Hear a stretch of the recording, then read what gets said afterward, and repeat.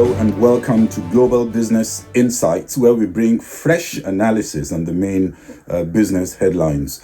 A few stories to unpack.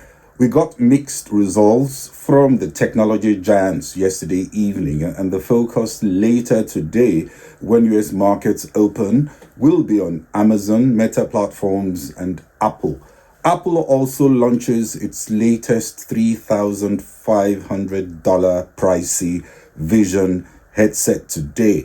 Not expected to be quite as popular as the iPhone for that price. The iPhone was launched 2007, almost 20 years ago.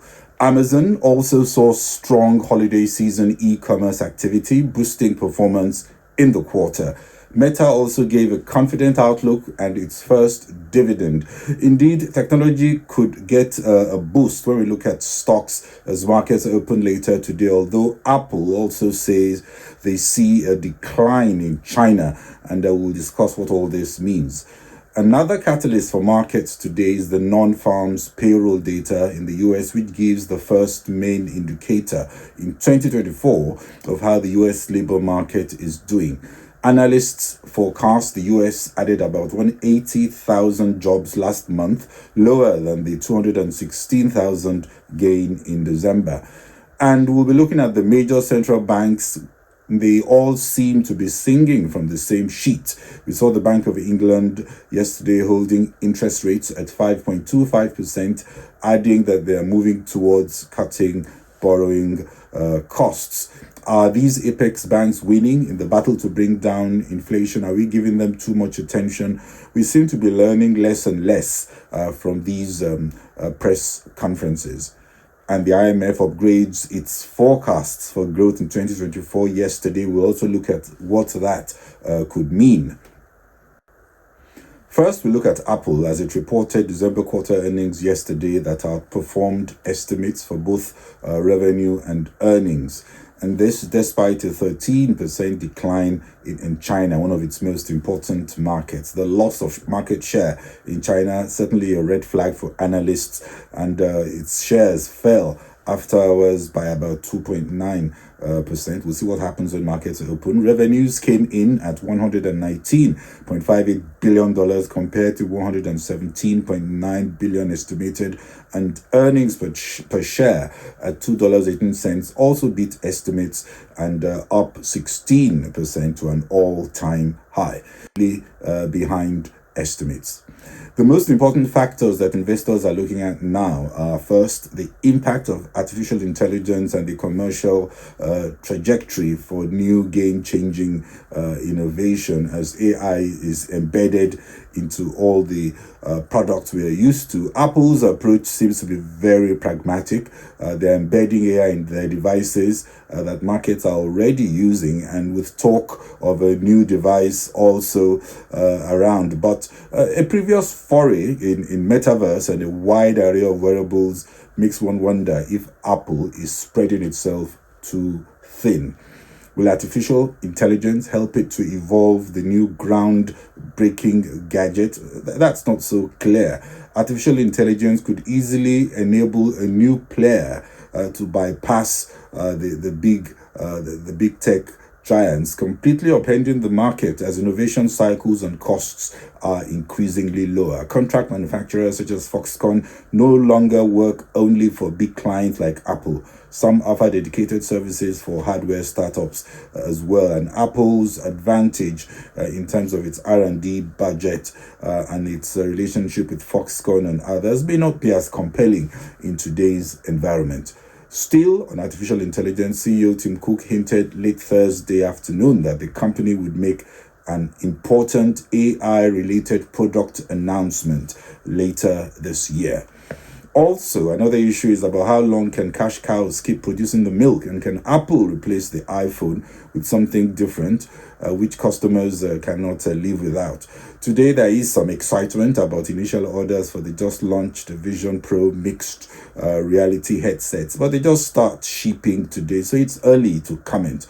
Apple Vision Pro launches with over 600 apps and games designed specifically for the new headset. The new VR, AR headset and new devices aim to do away with screens, keyboards, and mice. And they use generative artificial intelligence to improve the experience with users as they get better at being controlled by eyes, voice, and hands gesture rather than touch.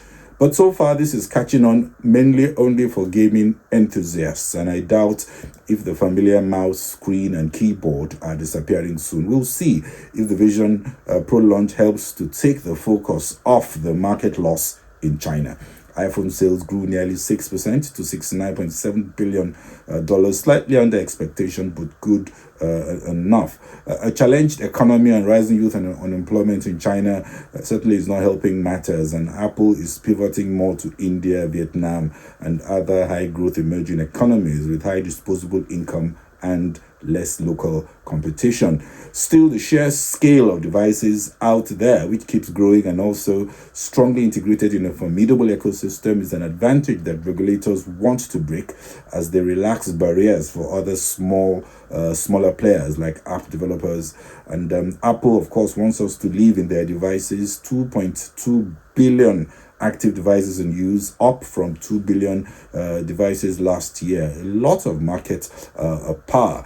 The wearables business, sometimes called other products, that's AirPods, headphones, and the Apple Watch, declined 11% on a year-on-year basis, far from replacing the iPhone as the money spinner. Other things markets are looking at is cost management.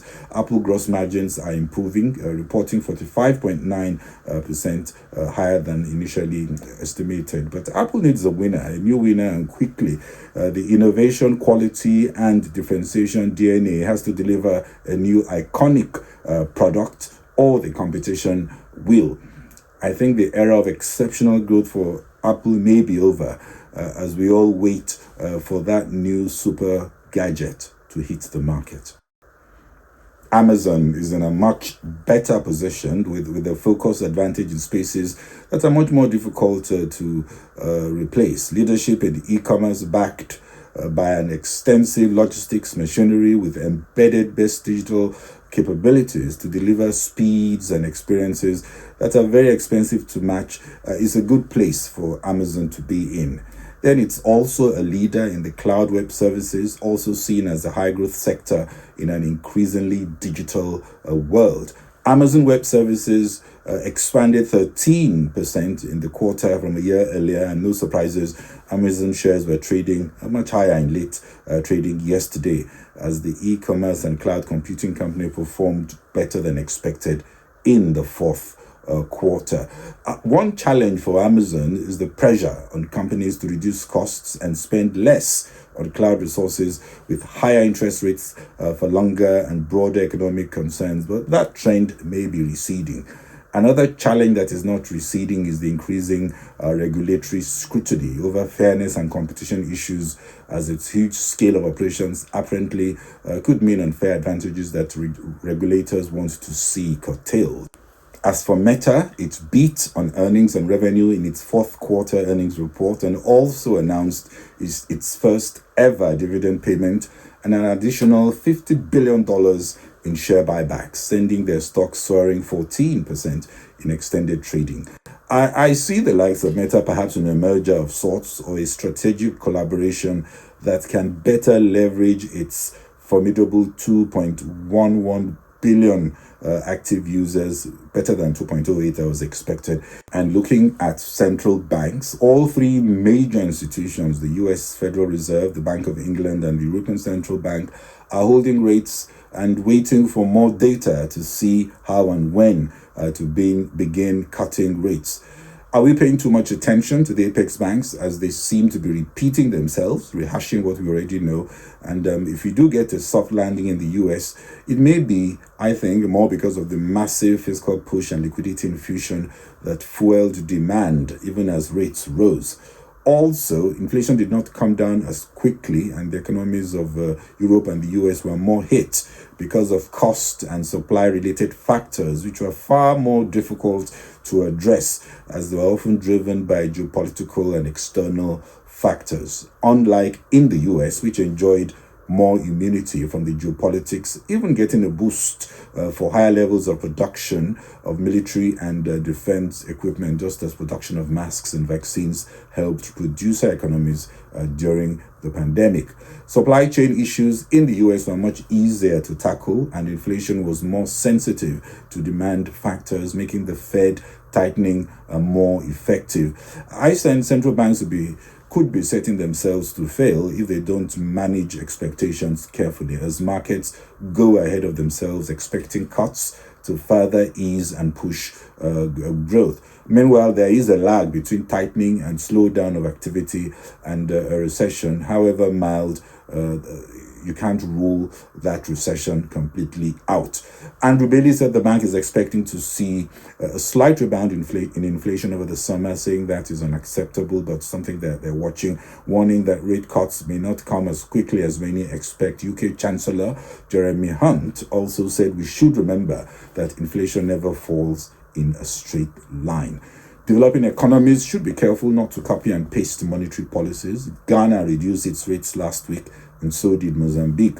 The data and the context are peculiar and unique to different countries, and the central bank is only a small piece of the solutions puzzle, which call for far more reform than in developed economies. The IMF slightly upgraded its forecast for global growth, now to be at 3.1% in 2024 and 3.2% in 2025. The 2024 forecast is 0.2 percentage points higher than the October 2023 forecast. Why? Mainly greater than expected resilience in the US, improvements in several large emerging markets and developing economies, as well as fiscal support in China. Three things I saw from yesterday's IMF Outlook update. First, it sees growth shifting to developing economies and emerging markets. Advanced economies will grow by 1.5% in 2023, while developing economies will grow more than double that at 4.1%. China will grow at 4.6%, Sub-Saharan Africa at 3.8%, Nigeria 3.1%, and South Africa 1%. There is an opportunity for developing economies to introduce reform to de-risk their economies and rethink incentives to attract investment as the radar returns to these regions. Second, the IMF sees less chance of hard landing, warning that central banks should not be hasty in cutting rates too soon and not too late as well, paying close attention to data triggers and recognizing new potential shocks emerging from the geopolitics, which we know can easily derail the track to bring inflation down. Thirdly, the IMF warns of the need to learn from the last 3 years, with inflation declining and economies better able to absorb effects of fiscal tightening, and countries need a renewed focus on fiscal consolidation and rebuilding budgetary buffers to deal with future shocks, while also raising revenue for new spending, people-oriented priorities, and of course curbing the rise of public debt. For emerging economies and sub-Saharan Africa, whitewashing cracks and premature celebration of thin economic victories has led countries like Ghana to see that if more fundamental reform and not enacted and buffers rebuilt, future shocks can take countries back many steps after progress. And countries like Nigeria need that long-term focus to restructure spending, build buffers, and enact far-reaching reforms that will reestablish much stronger foundations for growth. And while there are quick wins, leadership must understand the real battle is fought and won on a multi-year front. And as we close, be reminded that the much highly anticipated non-farm payrolls data from the US is due today at 13:30 GMT. The much-watched wage inflation, average hourly earnings, is also expected to rise at the same pace as in January at 4.1%. Well, we'll see how that goes when the data is released. Well, that's it. This is Gabriel Shosani.